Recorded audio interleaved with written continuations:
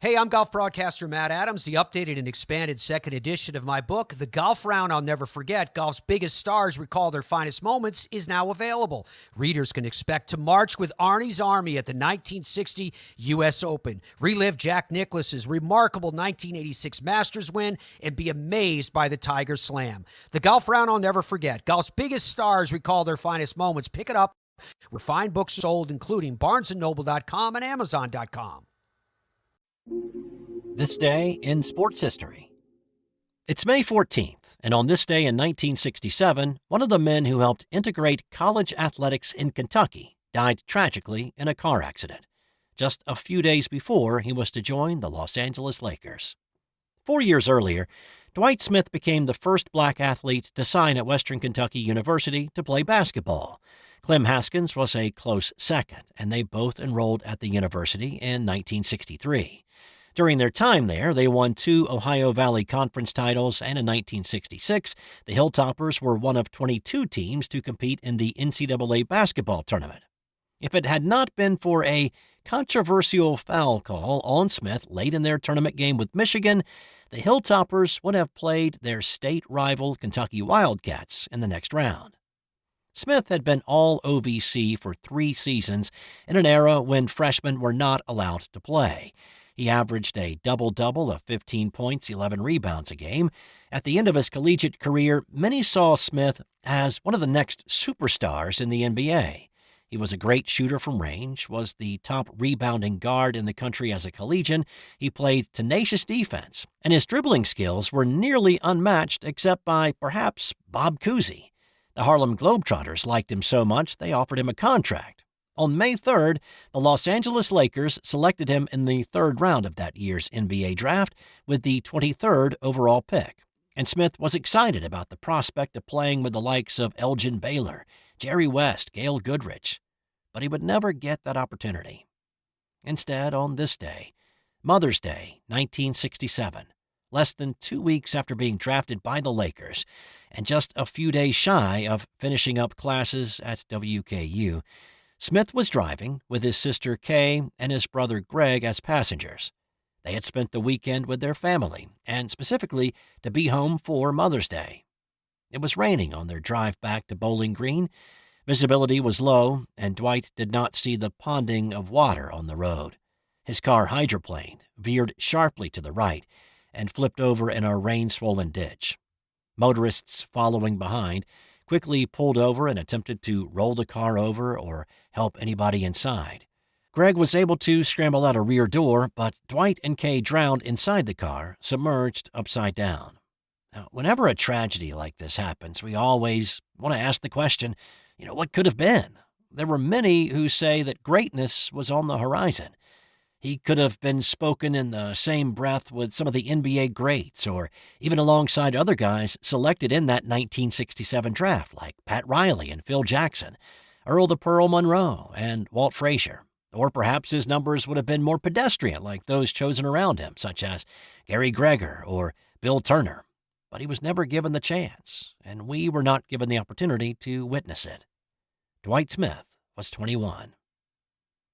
Also on this day, in 1992, former NFL great Lyle Alzado died after a battle with brain cancer. And I'm sorry to be Donnie Downer here with stories about people dying, but there is some significance here that I think is important to mention. So, Alzado was a classic overachiever. If it hadn't been for a car accident that injured Denver Broncos scout Stan Jones and thus kept him in South Dakota to do some scouting, Alzado may never have been discovered and drafted out of South Dakota's Yankton College.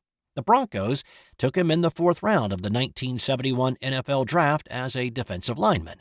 He made his mark pretty quickly, racking up 10.5 sacks the second year in the league. He was a 2-time All-Pro, and he went on to play for the Browns and the Raiders before retiring in 1985.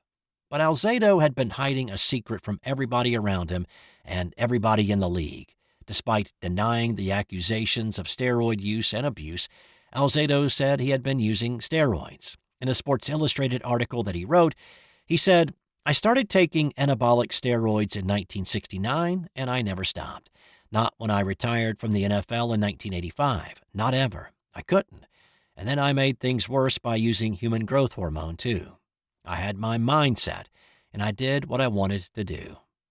Alzado had been diagnosed with T-cell central nervous system lymphoma, and he claimed that his extensive use of steroids was the cause of his cancer. And while steroids can have negative effects on the human body, and there are a few who agree with Alzado's claim, most doctors say that Alzado's steroid use did not cause his brain tumor.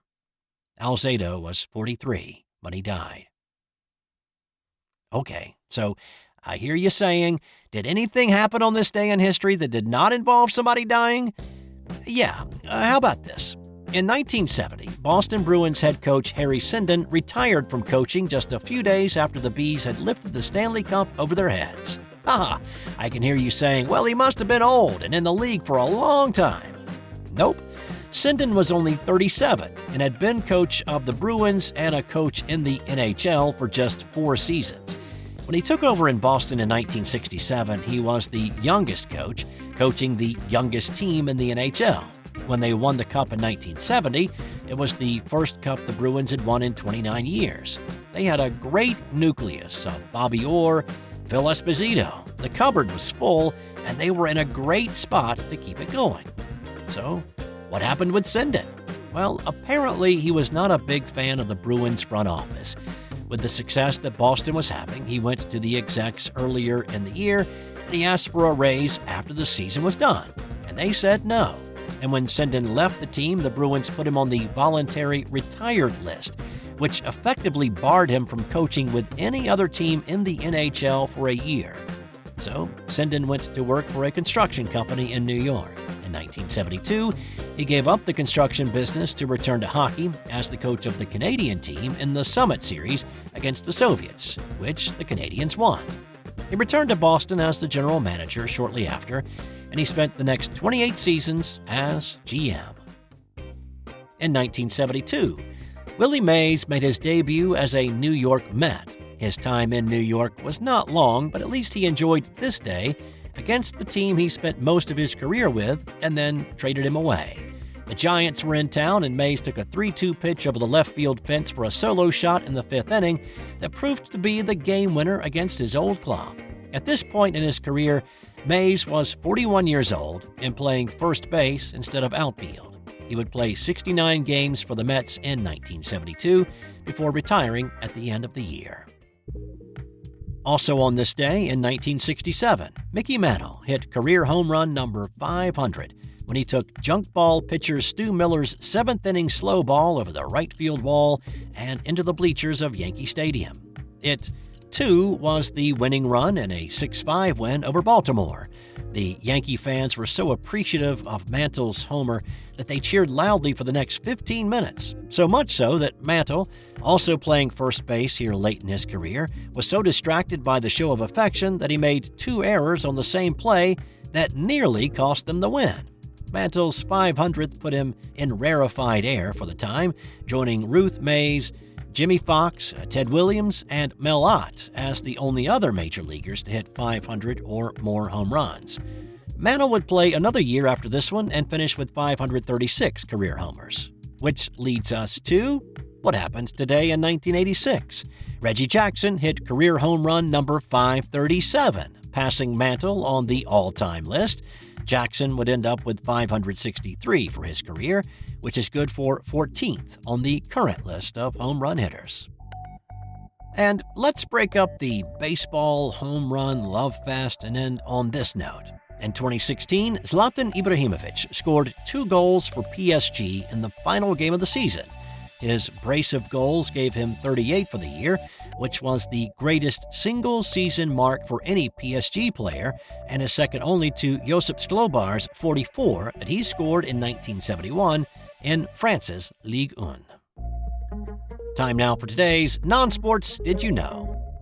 Before you kill that spider, know this. Globally, spiders eat as much as 800 million tons of insects in a given year. So, just relocate that web spinner instead of squashing it. That's all for today. I'll have more tomorrow on This Day in Sports History.